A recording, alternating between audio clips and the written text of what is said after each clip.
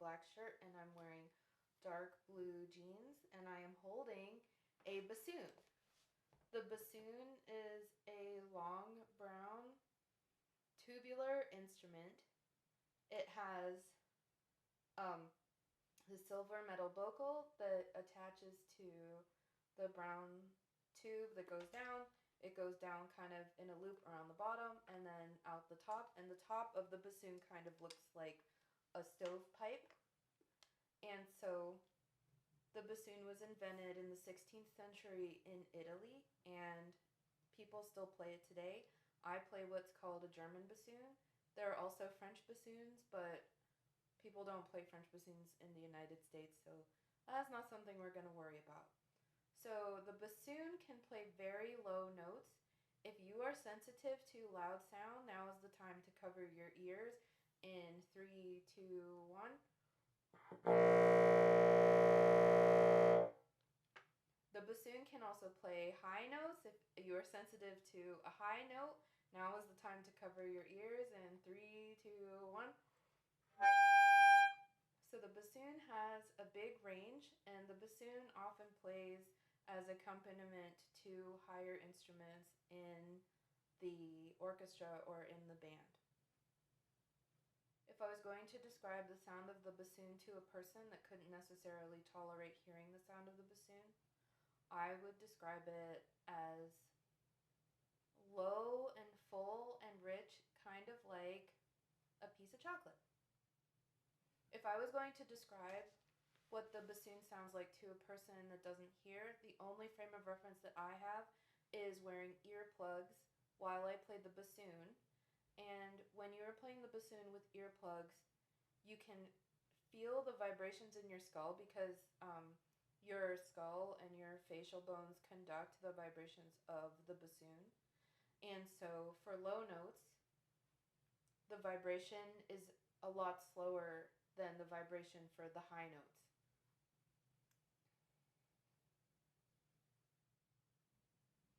If I was going to describe playing the bassoon to a person that wouldn't necessarily find the joy of playing the instrument from making the sounds or even the social or emotional aspects of the bassoon, I would say that the bassoon has a lot of intellectual challenges that are interesting, and if you are a kind of person who likes to be challenged and to figure out a puzzle, then I do think that the bassoon is a good option. So the bassoon has an interesting design in that the back of the bassoon has a lot of keys. So this hand is the left hand. I'm holding up my left hand. And I'm showing the back of the bassoon that's controlled by the thumbs. And the left thumb controls 1, 2, 3, 4, 5, 6, 7, 8, 9 keys. And the right thumb controls 1, 2, 3, 4 keys. And so the fingers in the front of the bassoon also control a number of keys. And so if you play the note without the correct coordination of keys, it just won't come out. So you really, there's not really any fudging it with bassoon. You really have to push the right buttons. So I'm about to play a G. So if you have a sensory issue, sound bothers you, cover your ears in 3, 2, 1. So that is a low G. If I was going to play a high G, I have to move my pointer finger in my left hand, which I'm doing now, to get the note to come out. If this is gonna freak you out, I'm about to make a loud noise in 3, 2, 1. If I lift up my pinky finger, the note does come out, but it's not completely correct. I'm about to make another loud sound in 3, 2, 1. So the bassoon does its little subtle movements that affect the playing of the bassoon.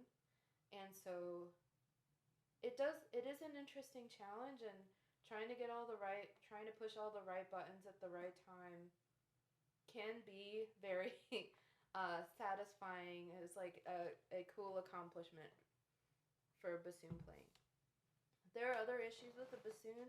The bassoon is very heavy, and so if you have a grip issue or orthopedic issue like that, there are stands that you can buy that hold the bassoon up, and it is braced on the floor, so that all that you have to do is bring the bassoon to you in order to blow into it. If you have diminished lung capacity, I think that you could still play the bassoon. I think that you would just have to make a different plan for how you're going to breathe from what bassoon players who have regular lung capacity do. The case can also be heavy, but you can get a case with wheels on it. Um, so every little thing about the bassoon that is a barrier to entry or that is a challenge, I believe can be accommodated for. Even some of the keys. You can see in my left hand, I'm showing in my left hand that my ring finger is stretched pretty far from my middle finger. And if you put your hand in front of you and you try to move your ring finger independently of your middle finger, you can see that your pinky also moves, or you can feel, for people who can't see, that your pinky also moves. And so it is already a weak finger, and stretching it far can be tiring for people that have um, grip issues. But there is a key that you can get installed on your bassoon for not very much money, that your ring finger can lie more naturally while you're playing the bassoon. So there are all sorts of accommodations.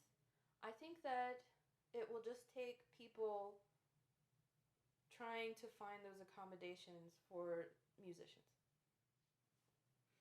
In conclusion, I think that bassoon playing can be accessible to a lot more students than it is currently if music educators work closely with inclusive education professionals and other people in schools to create the ability for the students to be able to participate in music. If they can't play the bassoon, there's another instrument. If they can't play an instrument, they could sing. If they can't sing, they want to be involved, we can find a way. We just have to work with the student. And now, to close, I'm going to include a little piece of me playing the bassoon, because I know I didn't really end up playing it that much in the video. So if you have sensory issues, there's going to be a couple minutes of bassoon playing now. Thank you.